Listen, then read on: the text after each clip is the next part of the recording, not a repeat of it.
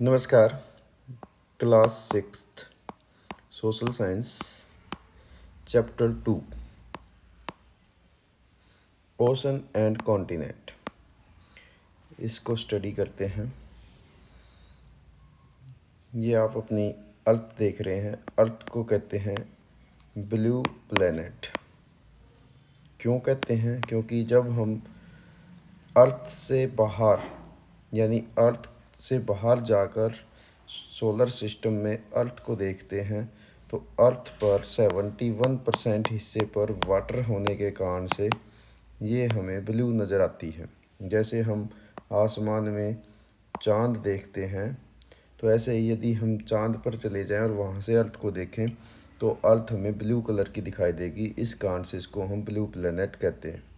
अर्थ के 29% हिस्से पर लैंड है यानी कॉन्टिनेंट है और 71 हिस्से पर वाटर है। यहाँ पर आपसे सबसे पहले ही क्वेश्चन पूछ लेता है, what are the ocean and continent, what are their name and their distribution. तो जैसे जैसे हम चैप्टर आगे कवर करेंगे तो आपको इनका उत्तर मिल जाएगा।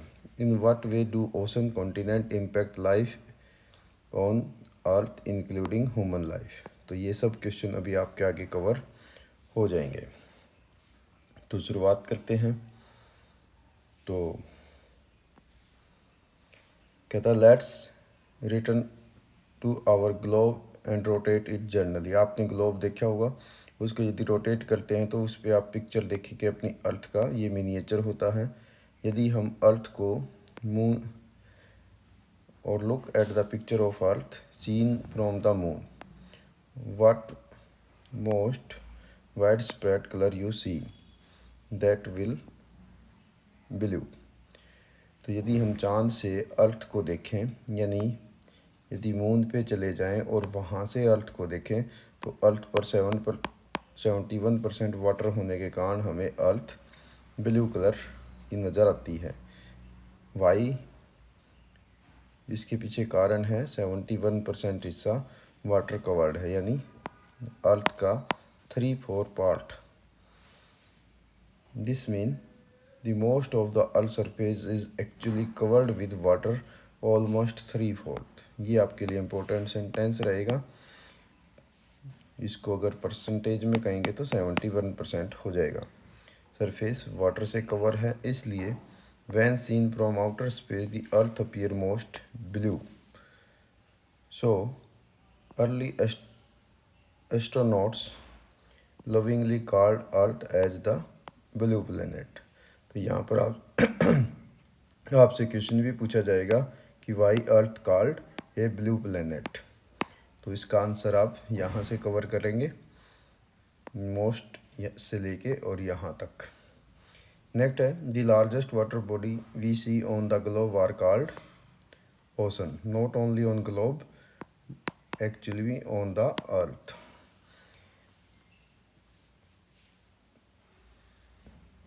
Next, you can see the list one other color that is brown।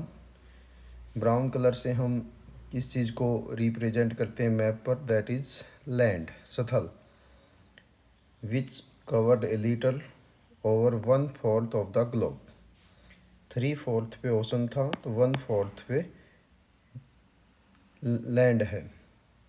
A large body of land is called land mass and a large continuous expansion of land is called continent।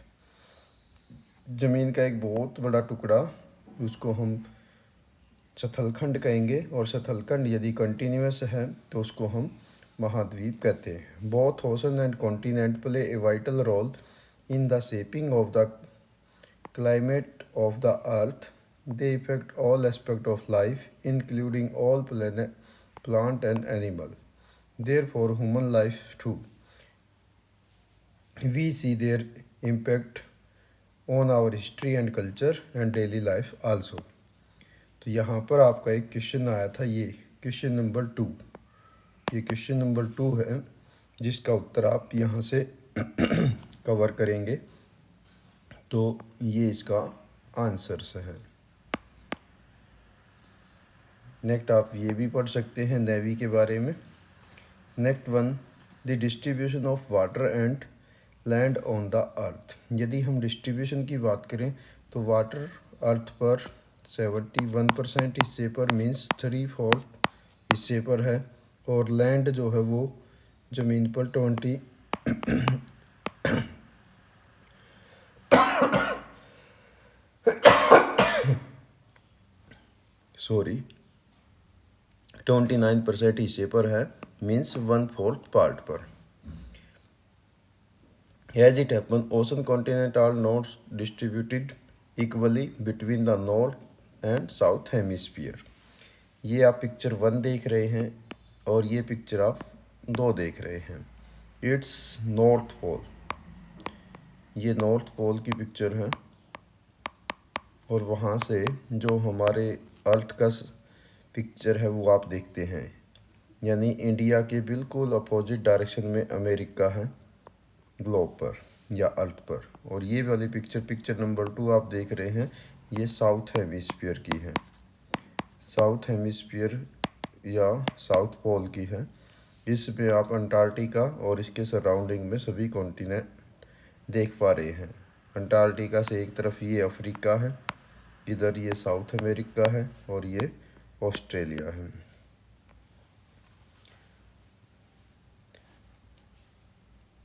Then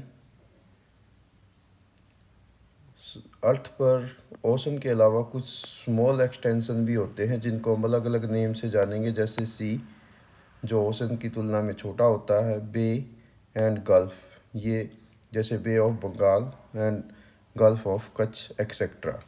तो ये छोटे part होते हैं जिनको हम ocean का ही part कहेंगे या उसका छोटा रूप कहेंगे, जैसे सी में अरेबियन सी, बे में bay of Bengal and gulf. India का मैप आएगा तब इन तीनों को मैं आपको बताता हूँ, इनको हम अलग से डिफाइन भी कर लेंगे।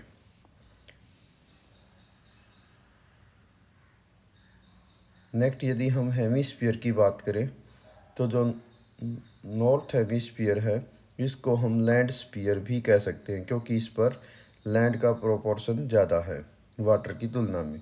जबकि साउथ हेमिस्फीयर है इसको हम वाटर स्फीयर भी कह सकते हैं, क्योंकि उस पर वाटर का जो पोर्शन है वो लैंड की तुलना में ज़्यादा है।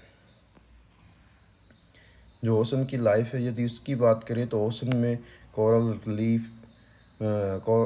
कोरल रीफ, फिशेस, इसके साथ साथ अनेक टाइप्स की फ़िश जैसे शार्क, डॉल्फिन, ये सब जो हैं इसमें मिलती हैं। एलगी, पेंगुइन, ये उनके कोस्टल एरिया में मिलते हैं। टर्टल, ठीक है, ट्रॉपिकल एरिया में कोरल रीफ देखने को मिलती हैं। The ocean together hold most of the water available on the planet, but sea water is salty and unfit to the consumption of the most land animal including human।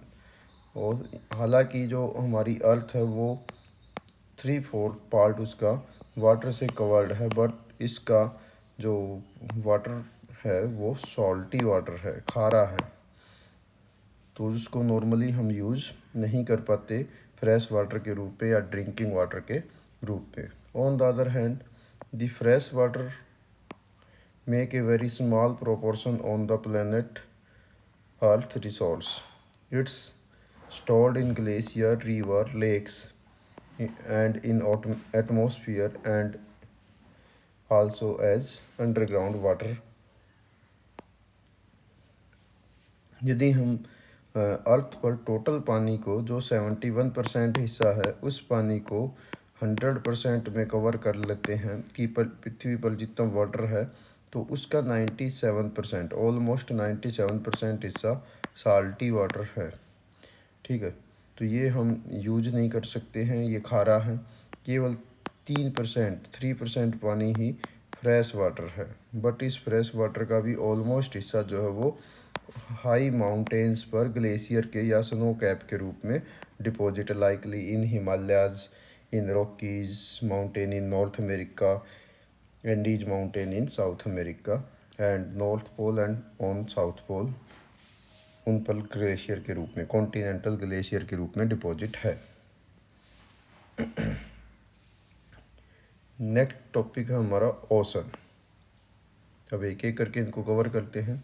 यदि हम अर्थ पर देखते हैं तो वो जो लार्ज वाटर बॉडीज हैं वो ओशन कहलाती हैं, और पृथ्वी पर 5 ओशन है। One is Pacific ocean, second one is Atlantic ocean, third one Indian ocean, fourth Arctic ocean and fifth one is southern ocean या अंटार्कटिका ओशन भी इसको कभी कभी हम कह सकते हैं।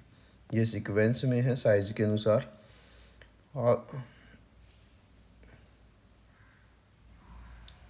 Although we have listed 5 oceans, it is clear from the map that they are not really separate। यद्यपि हम 5 महासागरों की बात करते हैं, ओशन हैं, बट ये अलग नहीं है एक दूसरे से। सारे जो हैं वो वाटर बॉडीज आपस में कनेक्टेड हैं। The line that divide them on the map are no more than convention. The natural world does not follow such boundaries. ये जो हमने विश्व मानचित्र पर अलग अलग ओशन को बांटा है, ये केवल हमारे जो इंटरनेशनल कन्वेंशन है उनके अनुसार ही, समझौतों के अनुसार ही है, जबकि सच्चाई में ऐसा ज़मीन पर या अर्थ पर कोई वाटर के बीच में बाउंड्रीज नहीं है। Sea water for example constantly flow across different oceans, sustain a rich diversity of marine life. Marine life means life related to ocean and sea. समुद्री जीवन इसको कहते हैं, जिसमें विभिन्न प्रकार का फ्लोरा एंड फना यानी वनस्पति और जीव जंतु वहाँ पर जो होते हैं वो इसमें शामिल होते हैं। फ्लोरा में प्लांट्स आएंगे और फना में एनिमल्स, जो just likely fishes. Marine flora include tiny plants called algae, and marine fauna consist of thousands of species of colorful fish, dolphin, whale, etc. तो ये सारी इसमें शामिल रहती हैं।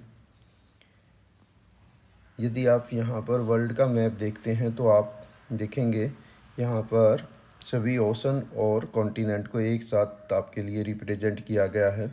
सबसे पहले हम देखते हैं कि 7 कॉन्टिनेंट, अर्थ पर 7 कॉन्टिनेंट कौन से हैं। सबसे बड़ा लैंड मास है यूरेशिया, जिसमें एशिया और यूरोप, ये 2 कॉन्टिनेंट एक साथ जुड़े हुए हैं। ठीक है, तो सबसे बड़ा यदि कॉन्टिनेंट की बात करें तो एशिया है। Second largest continent Africa, third one north America, fourth one south America, fifth Antarctica, 6 Europe, 7th Australia. तो ये 7 कॉन्टिनेंट हैं अर्थ पर। यदि ओशन की बात करें तो सबसे बड़ा ओशन है Pacific ocean, second largest one है अटलांटिक ओशन, थर्ड वन सबसे लार्जेस्ट है इंडियन ओशन, फिर है आर्कटिक ओशन जिसको हम नॉर्थ पोल के आसपास की वाटर बॉडीज़ कह सकते हैं, और फिफ्थ वन है सदर्न ओशन जो अंटार्कटिका कॉन्टिनेंट के आसपास का एरिया है। तो ये आपको मैप पर भी आना चाहिए। बाद में आपको ब्लैंक मैप दिया जाएगा जिसको आप फिलअप करेंगे एग्जामिनेशन पर्पज़ के आधार पर भी। अब यहाँ पर आप इसके आधार पर इसको क्लासीफाई, यहाँ पर एक बहुत बढ़िया टेबल आपके लिए बनाई गई है कि इस टेबल में भरिए। पैसिफिक ओशन जो है वो आपने स्फीयर वाइज बताना है। तो देखिए, यदि पैसिफिक ओशन की बात करें तो ये दोनों स्फीयर में है, अटलांटिक ओशन भी दोनों स्फीयर में है, इंडियन ओशन भी नॉर्थ हेमिस्फीयर और साउथ हेमिस्फीयर दोनों में है, लेकिन सदर्न ओशन केवल सदर्न हेमिस्फीयर में है और आर्कटिक ओशन केवल नॉर्थ हेमिस्फीयर में है। तो ऐसे आप इस टेबल को कवर कर सकते हैं। अब बात करते हैं कि लार्जेस्ट जो ओशन है वो कौन सा है। तो पैसिफिक ओशन लार्जेस्ट ओशन है। ये आपके लिए जनरल नॉलेज का क्वेश्चन भी है। और इसके बाद सेकंड लार्जेस्ट है अटलांटिक ओशन, थर्ड लार्जेस्ट है Indian ocean, fourth southern ocean and smallest one is Arctic ocean. ये है, ठीक है। तो ऐसे आप इसको कवर कर सकते हैं। यहाँ पर आप ये डी कर लेंगे और यहाँ पर ई है साइज़ के अनुसार। यदि मैप पर ओशन की बात करें तो number 1 Pacific ocean, second one Atlantic ocean, third one Indian ocean, fourth one southern ocean and smallest one या fifth one is Arctic ocean.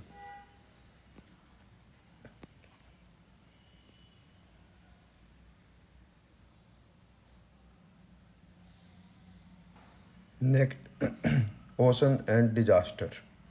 कभी कभी जो ओशन के एरिया होते हैं उसमें विभिन्न प्रकार की ऐसी एक्टिविटीज़ होती हैं जिसके कारण से जो है डिजास्टर भी आ जाते हैं। उससे पहले मैं आपको एक टॉपिक कवर करा देता हूँ जो पहले आया था कि सी।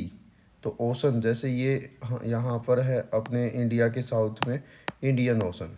तो इंडियन ओशन के दो पार्ट हैं यहाँ पर इंडिया के ईस्ट में। One is Bay of Bengal, जिसको बंगाल की खाड़ी कहते हैं, जो तीन ओर से लगभग ज़मीन से घिरा हुआ एक एरिया होता है।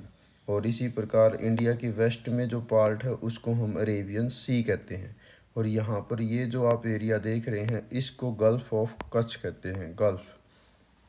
गल्फ़ भी तीन ओर से ज़मीन से घिरा हुआ एरिया होता है, लेकिन ये संकरा होता है। ये बे ऑफ खंबात है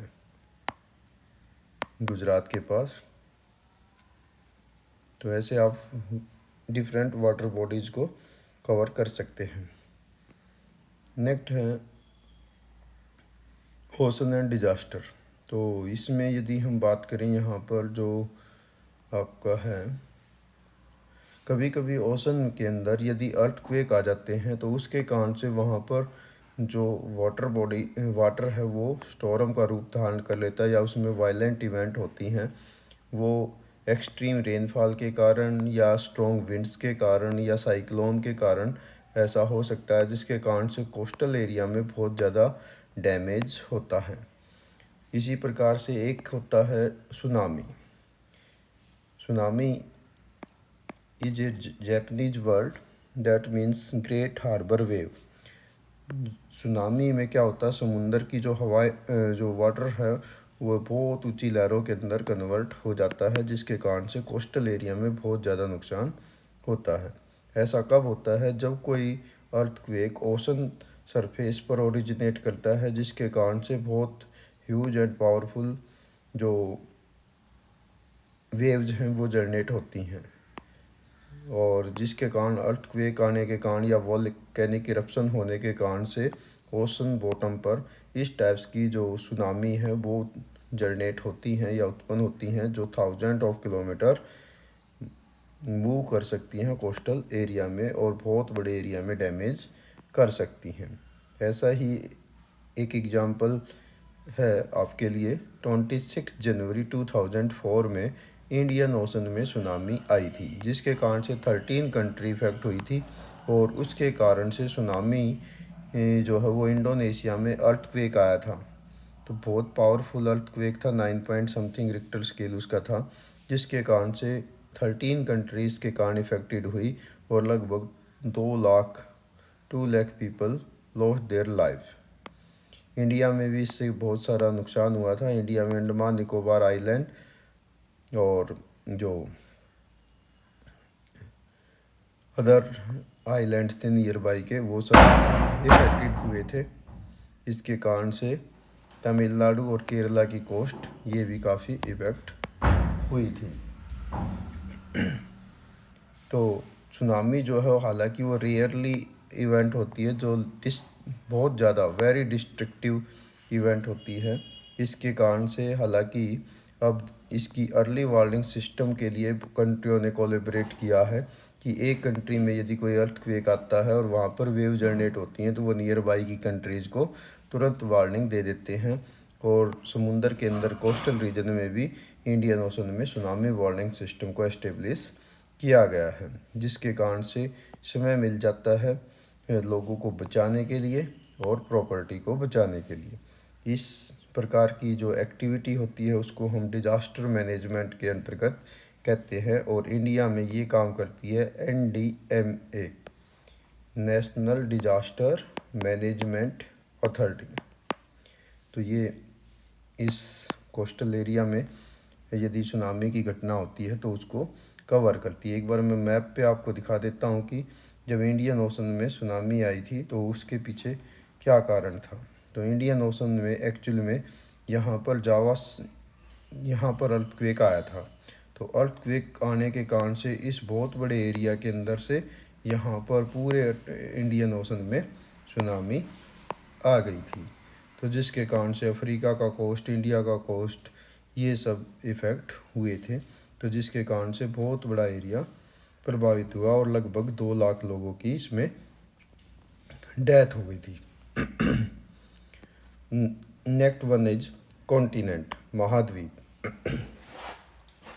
तो कॉन्टिनेंट जो होते हैं ये ज़मीन पर, अर्थ पर लैंड का पार्ट है, लैंड मास है, सतलखंड है जो अर्थ के 29% यानी 1/4 हिस्से पर फैले हुए हैं। और जनरली यदि हम वर्ल्ड मैप पर देखते हैं तो अलग कुछ कॉन्टिनेंट जैसे नॉर्थ अमेरिका और South America generally considered to be 2 continent, but if see as a single land mass they are continuous as one. यदि आपको मैं मैप पे दिखाऊं तो आप यहाँ पर देखिए कि वैसे तो हम नॉर्थ अमेरिका और साउथ अमेरिका, जैसे ये नॉर्थ अमेरिका कॉन्टिनेंट और ये साउथ अमेरिका है, इनको 2 अलग अलग कॉन्टिनेंट मानते हैं। बट यहाँ से जो मैक्सिको का एरिया है यहाँ से ये दोनों लैंड मास आपस में कनेक्टेड हैं। तो इसको यदि हम एक लैंड मास के रूप में कहें तो ये कम्प्लीटली 1 लैंड मास हो सकता है, एक सतलखंड हो सकता है। यूरोप एंड एशिया, यदि हम यूरोप और एशिया की बात करें तो हम इनको 2 कॉन्टिनेंट के रूप में कंसीडर करते हैं, but it's also a single land mass. For historical and cultural reason Europe evolution has been different from the Asia, which it why they can counted as 2 continent। यदि हम इतिहास और कल्चर की बात करें तो यूरोप और एशिया जो है वो अलग अलग हैं। यहाँ पर जो है ना रसिया में एक माउंटेन है जिसका नाम है यूराल माउंटेन। यूराल माउंटेन के ईस्ट का पार्ट जो है उसको हम एशिया कहते हैं, और यूराल माउंटेन के वेस्ट का पार्ट है उसको यूरोप कहते हैं। हालांकि यदि लैंड मास के आधार पर देखें तो ये सारा लैंड मास एक ही है जिसको यूरेशिया के रूप में हम एक सिंगल लैंड मास या सिंगल कॉन्टिनेंट के रूप में जियोलॉजिस्ट इसको यूरेशिया कहते हैं। Africa and Eurasia are generally regarded as 2 continent but sometimes as 1। अब बात करते हैं कि यदि हम कॉन्टिनेंट की अल्फ़ाबेटिकली बात करें तो वो आपके अलग अलग हो सकते हैं, जिसको आप यहाँ पर फिगर से कवर करिए, लेकिन मैं आपको कहूँगा कि इसको आप वर्ल्ड मैप पर अध्ययन करिए। वर्ल्ड मैप पर एक बार आपको रिपीट करा देता हूँ। 1 is Asia, second 1 is Africa, third 1 is north America, fourth 1 south America, fifth Antarctica, 6 Europe, 7th Australia. तो ये 7 कॉन्टिनेंट हैं जिनको आप ध्यान रखेंगे। वर्तमान टाइम में यदि एंशियंट टाइम में या करोड़ों ईयर पीछे चले जाएं तो अर्थ पर केवल 2 ही वो होते थे। Part 1 is Pangaea, that is Pangaea जो होता था ना वो लैंड था, एक ही सिंगल कॉन्टिनेंट होता था, और दूसरा होता था पेंथालासा। पेंथालासा ये वाटर बॉडीज होती थी अबाउट 250 करोड़ साल पहले। ठीक है। यदि आप वर्तमान में आपके लिए आप कभी कभी देखते होंगे कि ओलंपिक जो गेम होते हैं उनका एक सिंबल है ओलंपिक गेम्स का, जिनको आप इस ये छल्ले देखते हैं, 5 रिंग्स हैं। तो 5 रिंग जो होते हैं वो रिप्रेजेंट करते हैं 5 कॉन्टिनेंट का, जो इनहेबिटेंट कॉन्टिनेंट है, यानी जो बसे हुए कॉन्टिनेंट है। One is Africa, America, Asia, Australia and Europe. तो इस प्रकार से एशियन जो ओलंपिक गेम है उसका ये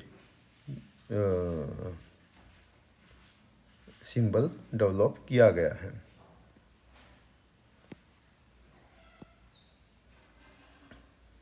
यहाँ पर आप कुछ अदर पढ़ सकते हैं, जैसे लार्जेस्ट कॉन्टिनेंट कौन सा है। लार्जेस्ट कॉन्टिनेंट है एशिया। स्मॉलेस्ट कॉन्टिनेंट कौन सा है, ऑस्ट्रेलिया। ठीक है। Which one is larger, North America या South America, Africa, North America. इनमें से सबसे बड़ा है अफ्रीका। ठीक है। Next one is islands. Islands जो होते हैं वो ऐसे एरिया होते हैं जो surrounded by the water. Smaller piece of land are left out surrounded by the water bodies on all side are called islands. ये द्वीप कहलाते हैं जो चारों ओर से पानी से घिरे होते हैं, यानी इनके तीन चारों ओर पानी होता है। There are lakhs of island on planet very different in size. लाखों द्वीप हैं धरती पर, अर्थ पर। Greenland is the largest island in the world located on the globe of map. तो मैं आपको ग्रीनलैंड दिखा देता हूँ वर्ल्ड के मैप पर। जो है ग्रीनलैंड वर्ल्ड का सबसे बड़ा ये है ग्रीनलैंड। ठीक है। ग्रीनलैंड वर्ल्ड का सबसे बड़ा आइलैंड है। ठीक है। तो ये चारों ओर से पानी से घिरा हुआ है। तो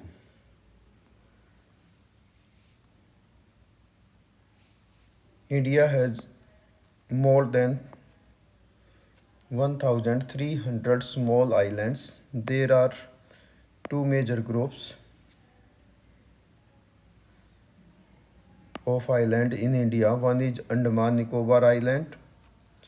इंडिया की यदि बात करें तो यहाँ पर अंडमान एंड निकोबार है, और वेस्ट डायरेक्शन में अरेबियन सी में लक्षद्वीप आइलैंड है। ठीक है। Since 1981 Indian Antarctica programme has been explore Antarctica. India जो है 1981 से ही अंटार्कटिका जो एक कोल्ड कॉन्टिनेंट है, जहाँ की क्लाइमेट बहुत ही कोल्ड है और वहाँ की हार्श इन्वायरमेंट है, क्योंकि लगातार वहाँ पर ठंड रहती है। तो उसको लगातार इंडिया भी एक्सप्लोर करता है। वहाँ पर साइंटिफिक रिसर्च हमारे चलते रहते हैं। इन 1983 India establish the first scientific base station on Antarctica that is called दक्षिणी गंगोत्री। ये आपके लिए जनरल नॉलेज का क्वेश्चन भी रहेगा और इम्पोर्टेंट 1 मार्क्स क्वेश्चन भी रहेगा। 2 more base was established later. About 40 team of Indian scientists have conducted research in fairway region, especially the evolution of climate and environment. Settlement were scientist live has library and post office. हालांकि वहाँ पर जनसंख्या नहीं है। यहाँ पर भारत का जो था ना स्टेशन, एक दक्षिणी गंगोत्री है, एक मैत्री है, और तीसरे का नाम भी है, याद आएगा तो मैं बाद में बताऊंगा, यदि नहीं ध्यान आया तो कमेंट्स के माध्यम से बता दूंगा। नेक्स्ट आता है ओशन एंड लाइफ। ओशन जो होते हैं उसमें vital part of environment and effect most aspect of our life. Ocean हमारे जीवन को बहुत ज़्यादा प्रभावित करती हैं, ये ओशन को प्रभावित करते हैं। इनके कारण से रेन को ये सेंड करते हैं। क्यों? ओशन जो बहुत बड़ी वाटर बॉडी है, इस पे सूर्य का प्रकाश गिरता है तो वाटर एवापोरेट होकर आसमान में चला जाता है, जिसके कारण से क्लाउड की फॉर्मेशन होती है और क्लाउड ज़मीन पर पहुंचते हैं, जिसके कारण से रेनफॉल होती है। तो ये वाटर साइकिल बना देते हैं। ठीक है। और इसी प्रकार से यदि ओशन नहीं होते तो वर्षा भी नहीं होती, there would be no rainfall. And half more than half of the world oxygen is produced by the ocean flora. धरती पर जो ऑक्सीजन है और है उसको ऑक्सीजन है O2 कहिए, तो इसका जो फॉर्मेशन है ओशनिक फ्लोरा के कारण से उत्पन्न होता है। द प्लैनेट्स लंग्स इसको आप कह सकते हैं, हमारे ग्रह के फेफड़े आप इसको कह सकते हैं। Ocean also impact our life as well the climatic causes and sustaining the life on the earth. Human activity also depend on the ocean. जैसे हम इसके द्वारा सीपिंग करते हैं, सीपिंग है, ट्रेड है, ठीक है, हमारी कोस्ट लाइन ये बनाते हैं, ठीक। तो मिलिट्री एक्टिविटीज़ या जो नेवी एक्टिविटी है वो भी इससे रिलेटेड रहती हैं, ठीक है। तो इसके साथ साथ जो ओशन होते हैं उसके अंदर मिनरल्स भी मिलते हैं, ठीक है। इसके अलावा कोस्टल एरिया में जो साल्ट फॉर्मेशन है वो भी किया जाता है उनके पानी से। इसके अलावा जो कोस्टल एरिया है उस पे बहुत सारे सेडिमेंट का डिपोजिशन भी होता है, जिसके अंदर यूरेनियम, थोरियम जैसी एक्टिविटीज़ भी हमें मिलती है। नेक्स्ट यहाँ पर एक इम्पोर्टेंट क्वेश्चन आपके लिए कि वर्ल्ड ओशन डे कब सेलिब्रेट किया जाता है। जून 8 को इसको सेलिब्रेट किया जाता है। यूनाइटेड नेशन ने इसको डेजिग्नेट किया था कि remind us all of the major role of ocean play in everydays life, कि औसत का हमारे जीवन में क्या रोल है उसको याद करने के लिए हम हर वर्ष 8 जून को वर्ल्ड ओशन डे सेलिब्रेट करते हैं। तो यहाँ पर आप क्विक रिकैप कर सकते हैं अपने चैप्टर का। The earth surface has vast water body called ocean and large land mass called continent. North hemisphere has more land and south hemisphere have more water. Oceans support all kind of marine life and play a crucial role in the world climate, and they are now seriously affect the human activity and need our collective protection. यहाँ पर question आपके लिए, explain the following term. Continent, अभी continent आपने बताया था largest land mass है, ठीक है, ज़मीन पर। ओशन जो है वो वाटर कवर है ज़मीन पर, और आइलैंड है जो ऑल अराउंड वाटर से घिरे होते हैं, ठीक है। नेक्स्ट यहाँ पर आपके लिए एक मैप दिया गया है जिस पर आपने कॉन्टिनेंट और ओशन को रिप्रेजेंट करना है। तो यहाँ पर है एशिया, यहाँ पर है यूरोप, इट्स अफ्रीका, ये है नॉर्थ अमेरिका, ये है साउथ अमेरिका, यहाँ है अंटार्कटिका, और ये है ऑस्ट्रेलिया, ठीक है। अगर वाटर बॉडी की बात करें तो ये है पैसिफिक ओशन, यहाँ है इंडियन ओशन, ये है अटलांटिक, ये भी पैसिफिक का हिस्सा है। यहाँ पर ये वाला जो वाटर बॉडीज है ये है आर्कटिक,